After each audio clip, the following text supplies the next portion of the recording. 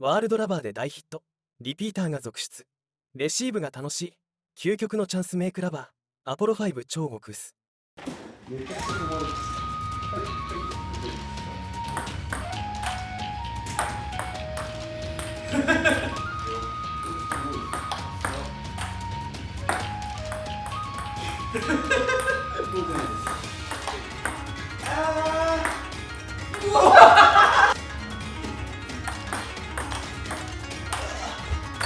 これ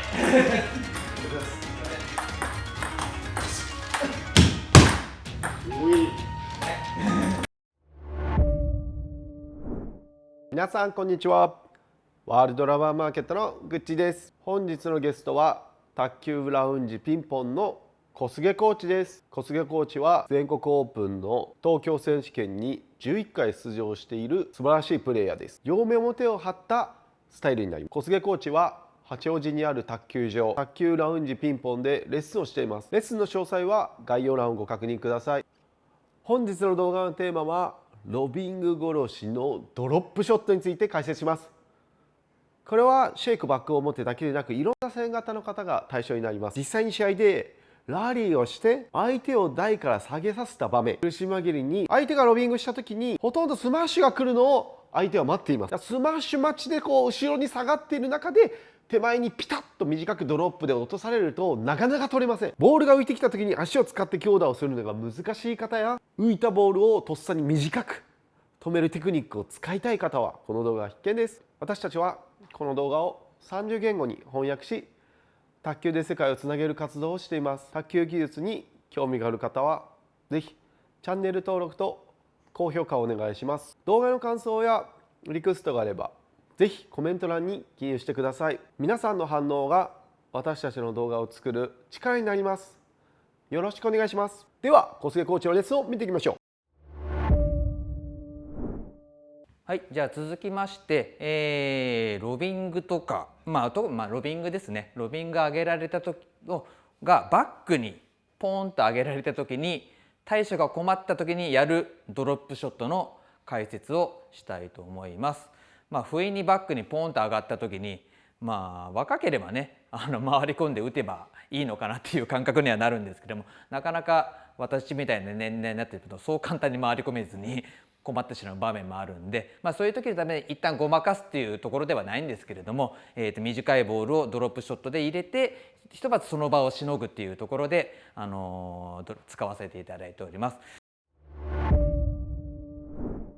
でのドロップショットの解説ポイント1としては、まず自分の中で使う場面を決めるってとこですね。ただロビングが来たからといって何が何でもドロップってわけにもいかないんで、どういう場面で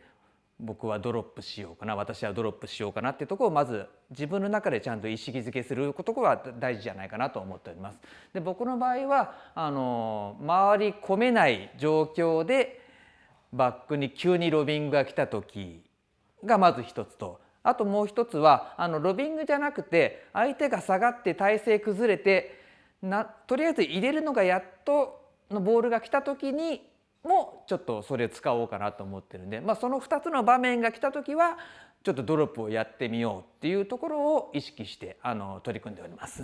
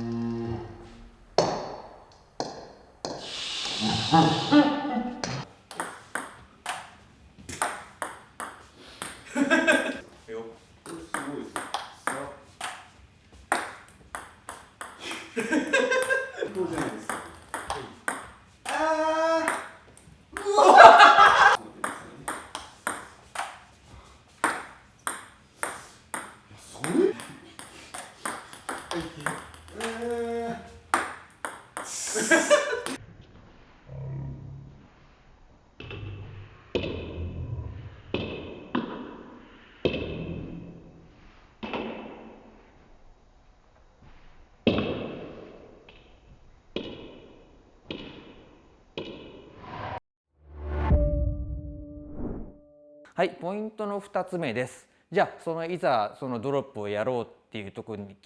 自分で決めた時ですね、その時にやっぱり一番大切というか、ポイントで大事なのは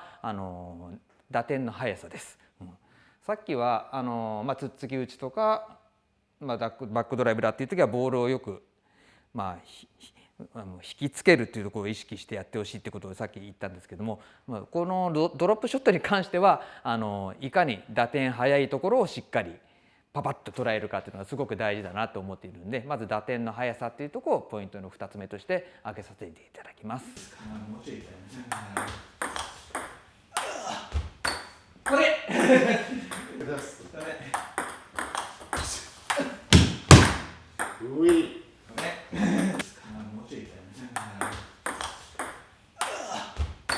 これ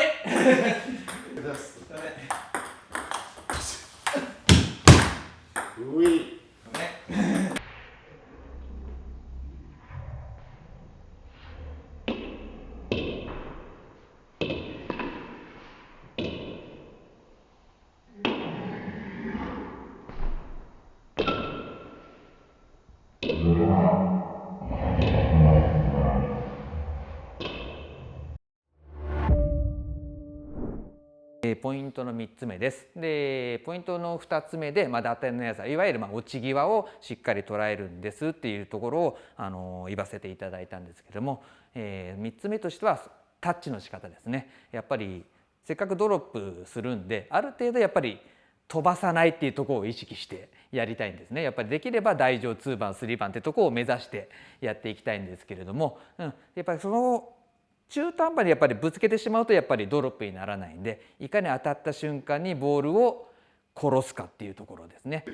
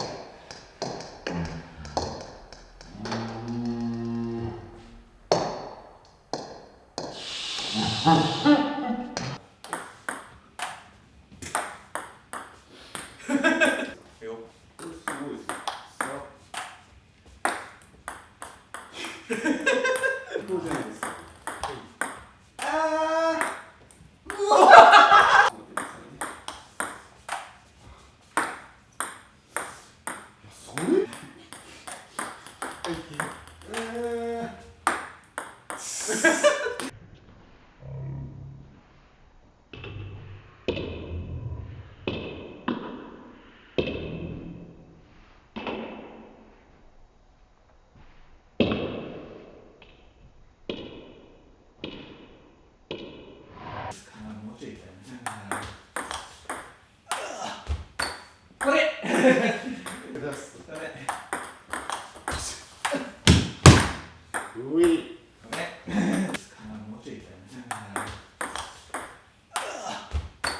これ